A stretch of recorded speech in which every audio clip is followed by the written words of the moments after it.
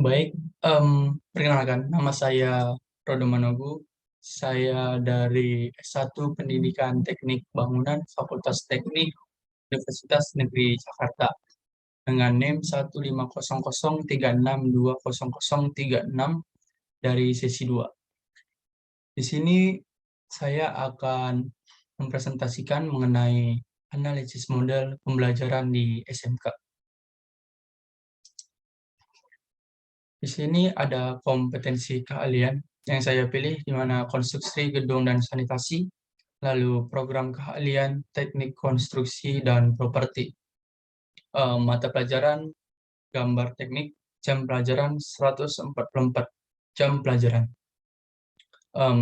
Untuk kompetensinya, menerapkan persyaratan gambar proyeksi ortogonal 2 dimensi dan menggambar proyeksi ortogonal 2 dimensi. Sebelumnya saya akan menjelaskan isi dari mata pelajarannya, yaitu proyeksi ortogonal secara singkat. Jadi, dalam pembuatan proyeksi ortogonal 2 dimensi ini terdapat 2 cara. Yang pertama ada proyeksi Amerika, seperti yang sudah saya tampilkan, dapat dilihat definisinya, bahwa proyeksi Amerika sering disebut juga proyeksi sudut ketiga atau proyeksi kuadran ketiga.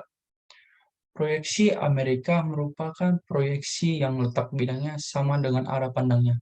Jadi dalam penggambaran proyeksi ini, benda itu kita bayangkan bahwa sedang kita lihat di depan pandangan kita, seolah-olah dalam kubus kaca. Ya, sehingga dalam pembuatannya itu kita melihatnya dari semua arah, dari depan, dari atas, kanan, kiri, dan juga di belakang. Lalu yang membuat proyeksi ini sering digunakan karena proyeksi ini searah dengan arah pandangan kita. Jadi jika kita melihat benda dari kiri ke kanan, maka proyeksinya juga akan berakhir demikian dari kiri ke kanan juga, tidak ada perubahan arah apapun itu. Dan sedangkan proyeksi Amerika yang definisinya sudah saya sediakan juga, bahwa proyeksi Eropa disebut juga dengan sudut pertama, dan ada juga yang menyebutkannya proyeksi kuadran 1. Perbedaan sebutan ini tergantung dari masing-masing pembaca. Proyeksi ini merupakan letak proyeksi yang bidangnya terbalik dengan arah pandangnya. Nah, di sini terlihat perbedaan dengan proyeksi Amerika, di mana dikatakan bahwa letak proyeksi bidangnya terbalik dengan arah pandangnya. Sehingga jika kita memproyeksikan benda, melihat benda dari kiri ke kanan, maka proyeksinya akan terbalik dari kanan ke kiri, seperti kita sedang bercermin. Jadi terbalik, namun tetap dapat memproyeksikannya, hanya saja arah pandangnya yang berbeda. Itulah definisi singkat atau penjelasan singkat mengenai proyeksi ortogonal, yang dimana pembuatannya ada 2 cara, yaitu proyeksi Amerika dan Eropa. Model pembelajaran yang saya pilih dalam pembelajaran SMK ini mengenai proyeksi ortogonal adalah model pembelajaran berbasis proyek yang biasa kita kenal dengan project based learning. Saya sudah menampilkan sintaksnya atau langkah-langkahnya. Yang pertama, di sini saya berperan sebagai guru, maka yang pertama adalah penentuan pertanyaan mendasar. Start with the essential question. Menerapkan proyeksi ortogonal 2 dimensi. Saya memilih itu, mengapa? Karena itu adalah pertanyaan yang harus kita berikan kepada siswa agar mereka dapat mengerti dan memahami, lalu dapat menerapkan proyeksi ortogonal itu tersebut. Sebagai proyeknya, saya memilih untuk menggambarkan proyeksi ortogonal 2 dimensi dengan menerapkannya pada desain rumah sederhana. Jadi saya akan memberikan proyek seperti rumah sederhana, lalu siswa akan diarahkan untuk memproyeksikannya baik itu memproyeksikannya dengan proyeksi Amerika ataupun proyeksi Eropa. Sehingga mereka dapat membandingkan perbedaan dari kedua proyeksi itu tersebut. Namun tetap dalam arahan saya, di mana saya akan tetap memberikan step demi step kepada mereka mengenai dua proyeksi tersebut. Lalu yang ketiga ada menyusun jadwal, di mana saya memilih untuk dilakukan pada jam pelajaran berlangsung maupun berakhir. Jadi pada saat jam berlangsung proyek ini dilaksanakan, sembari saya memberikan arahan sebagai materi, dan juga proyek ini akan diberikan sebagai tugas, sembari mereka berlatih dan menguji hasil yang mereka kerjakan di rumah.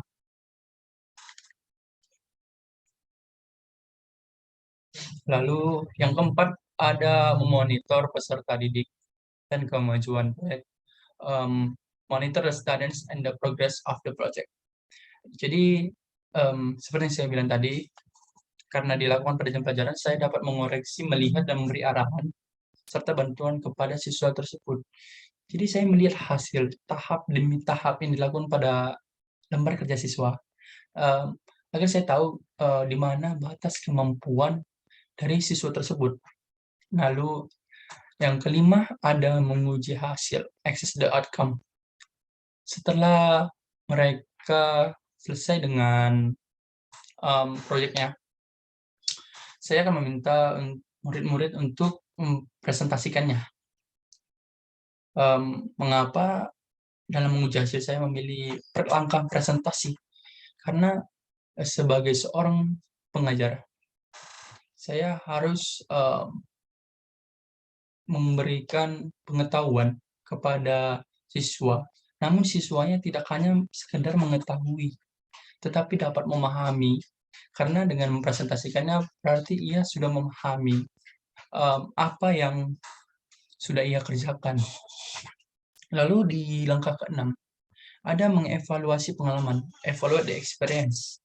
Nah, setelah mempresentasikannya, mereka akan diberikan arahan lagi untuk proyek selanjutnya, namun dengan objek yang berbeda. Misalkan dari tadi sebelumnya memproyeksikan rumah, nantinya akan dilanjutkan dengan memproyeksikan bangunan lain seperti mungkin jalan tol, lalu ada waduk, ada gedung-gedung tinggi, atau mungkin memperluasnya ke objek selain bangunan. Bisa jadi proyeksikan pesawat, memproyeksikan kapal, dan lain sebagainya. Di sini juga akan terlihat kreativitas dari siswa itu sendiri. Bagaimana cara ia memproyeksikan objek-objek yang sebelumnya belum pernah ia proyeksikan. Nah, secara mandiri. Karena di sini yang dituntut adalah pengalaman. Yang dimana pengalaman ini akan diubah menjadi pengetahuan baru yang disesuaikan dengan pengetahuan lamanya oleh siswa itu sendiri. Nah, yang selanjutnya adalah alasan saya memilih model pembelajaran yang akan diterapkan ini, karena menurut saya model pembelajaran berbasis project based learning cocok digunakan untuk mata pelajaran yang dimana membutuhkan keterampilan ataupun hard skill. Karena seperti dari jurnal-jurnal saya baca bahwa model pembelajaran ini secara spontanitas siswa akan mencocokkan pengetahuan yang baru dengan pengetahuan yang dimilikinya, kemudian membangun kembali aturan pengetahuannya. Hal ini sama seperti sintaks yang sudah saya buat tadi pada poin ke-6, mengevaluasi pengalaman. Jadi ia akan, seperti saya katakan tadi, dia akan mengingat kembali pengalamannya mulai dari ia mempresentasikan rumah, lalu mengerjakannya, lalu mempresentasikannya, namun menerapkannya pada objek-objek yang lain. gitu. Nah, sebagai bukti atau fakta penelitian project based learning ini, saya mengambil penelitian yang dilakukan oleh Budi Arianto, asal Universitas Negeri Semarang pada tahun 2015, yang dilakukannya di SMK Negeri 3 Semarang. Yang sebenarnya itu adalah tugas skripsi dari Budi Arianto itu sendiri.